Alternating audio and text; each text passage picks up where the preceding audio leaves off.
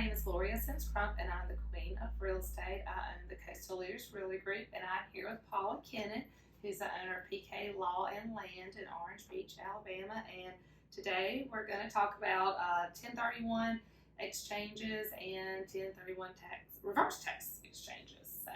Well, thank you, Gloria, for having me. Of I course. hope I can answer most of your questions today Yes. about it. I know one question you had was just to discuss what the benefit would be to do an exchange of any kind. Yes. And in general, and that allows the taxpayer to roll their profits that they would have from an existing property at the sale to roll that really indefinitely into another property, as long as they exchange an equal amount or a greater amount. They can continue to roll those, to bigger and bigger properties, or to diversify their portfolio, That's good. or to increase their portfolio, to change the type of property they have, if they'd rather it be income producing or rather it be something that was less management oriented. If they just wanted to hold something for investment, you could change types, but all those are considered like kind, as long as it's held for investment or productive use in a business, or as an investment as personally, then it's considered like kind. So it's a broad definition. Well, that's good, because down here we have a lot of people that will sell property in other states and then turn around and purchase a condo or a vacation home and put it in a rental program and use those funds from that sale, so they don't have to be in Alabama in order to purchase another property. They do not. As long as the properties, both the relinquished and the replacement, are all within the United States. An exchange, a qualified intermediary to use can be from anywhere in the United States. My firm, accepts funds from properties that are sold all over the United States, and then handles this side of the sale. Or we can perform the 1031 and send the documents to their other state, and they sign those prior to closing of their sale. And us handle, two portions of the transaction. We can do that as well. So, for instance, with the reverse 1031 tax exchanges, I have a lot of clients that are coming down and they're looking at properties, but they have not sold that particular property in their hometown or just wherever it may be. And so there are some properties, and even in this market right now, it's a little different with the interest rates, but there are some that are going a little quickly. And they're thinking, okay, well, I really don't want to miss out on an opportunity. And so I know that there's opportunities for our clients to do a reverse 1031. So I was going to see if you could talk a little bit, about that, and how they could possibly go around and purchase something ahead of time. But I know there's a lot more involved than just a typical 1031 tax exchange. Yeah. Well, the continuity of title requires that you do not own title to both the properties at the same time. There can't be continuity of title. So in this situation, if you own the property that you want to sell, consider the relinquished property, and you may or may not have a contract on it, but you have a property that you don't want to lose, or a certain unit of condo that's really the one that you would want to buy, then you're allowed to get with a qualified intermediary, and there's a specific exchange agreement where you have a choice, depending on the circumstances and the situation and the factors you look at, to move title from either your relinquished property, the one you own now, or the replacement property. And there are steps depending on which one you decide to do, because you have to park, like we were talking about before. To park it just means that it gets moved to a safe harbor in the name of another title holder, which is generally a single member LLC that's set up specifically for that client to hold that one piece of property under my other LLC.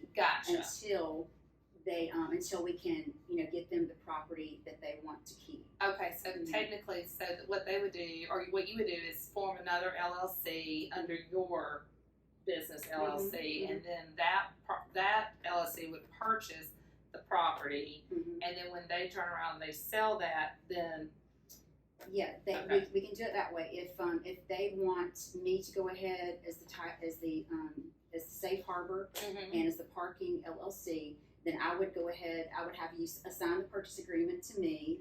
And we would make sure that they had funding, whether it be cash or there was a lender, and you have to make sure the lender is okay with all the paperwork and the procedure.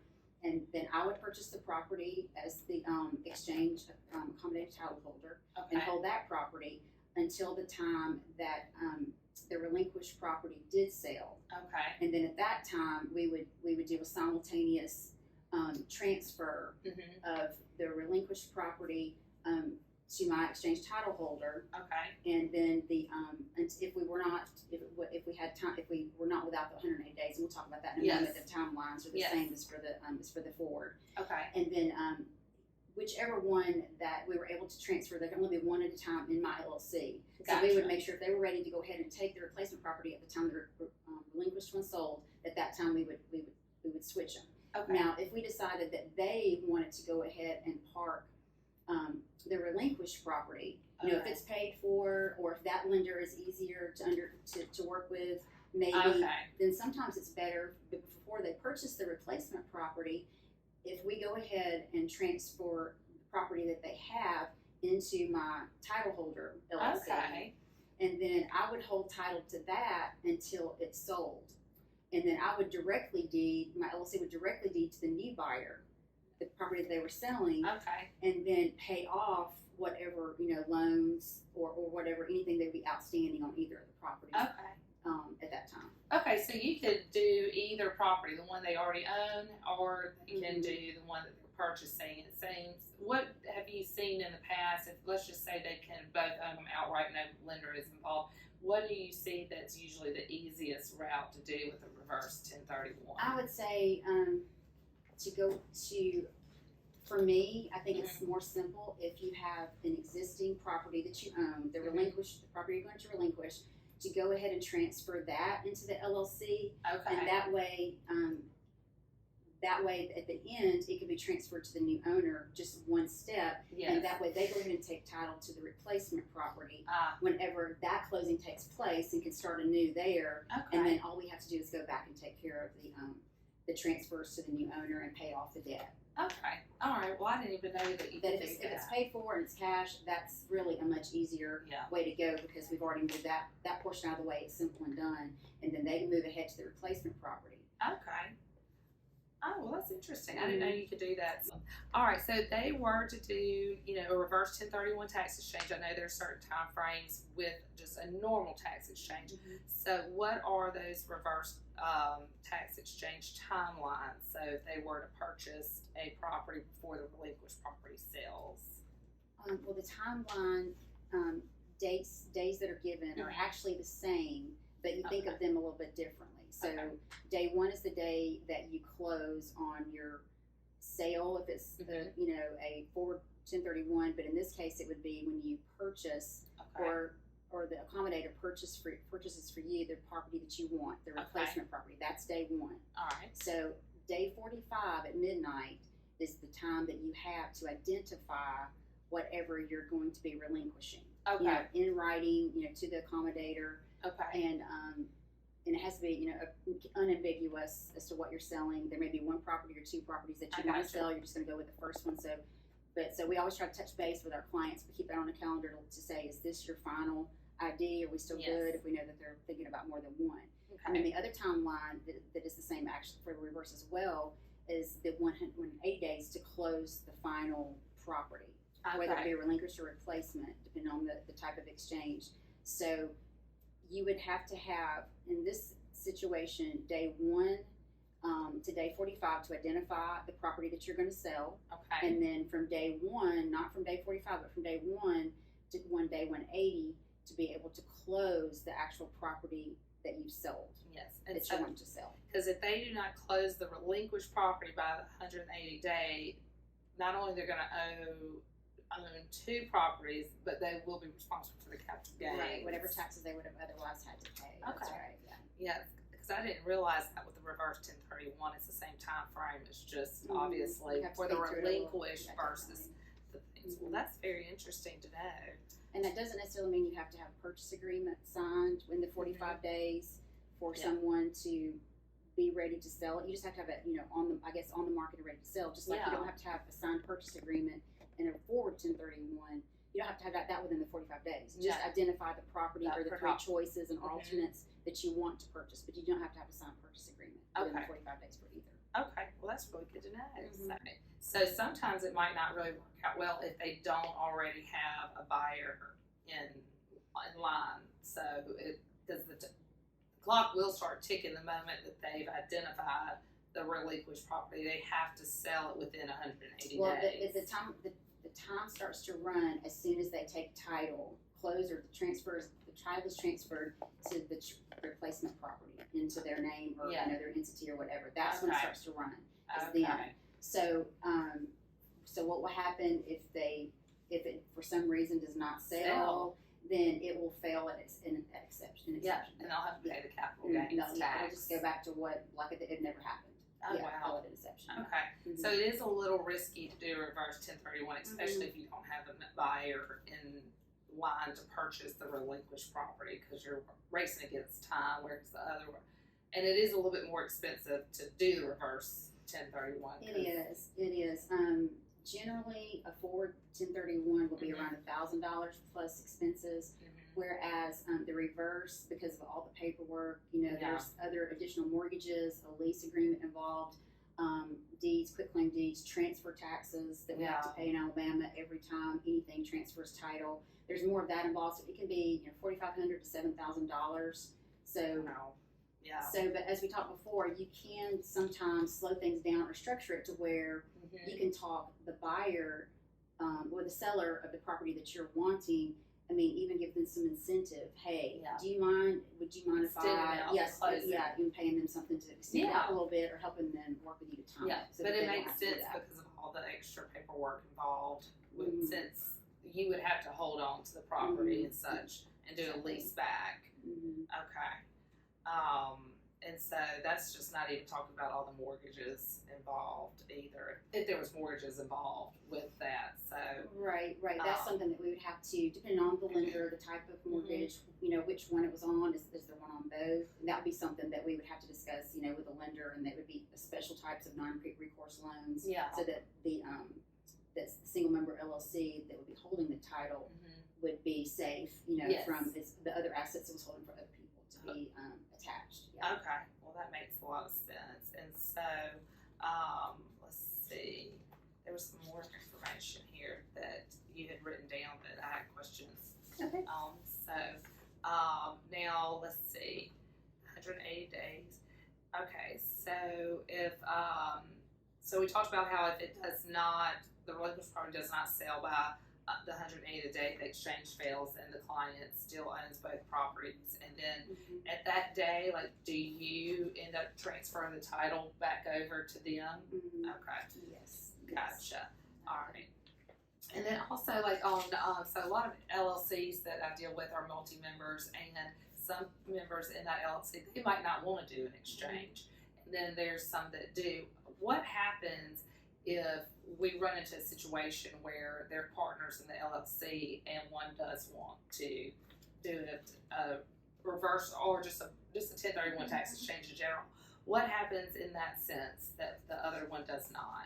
Well, when you're a member of an LLC, you don't own whatever percentage you have in the LLC does not mean you own a percentage of that property. You own a percentage of the LLC. The LLC owns the property. So it doesn't look like you're trying to cash out or sell. You have to prove intent to show that you're not just trying to avoid taxes with the IRS. So in that situation, I would always suggest the members planning far in advance, and so it doesn't look like it's kind of a transaction on top of another transaction. Would be to, if they decide they do want to go ahead and sell the property, then they need to dissolve the LLC.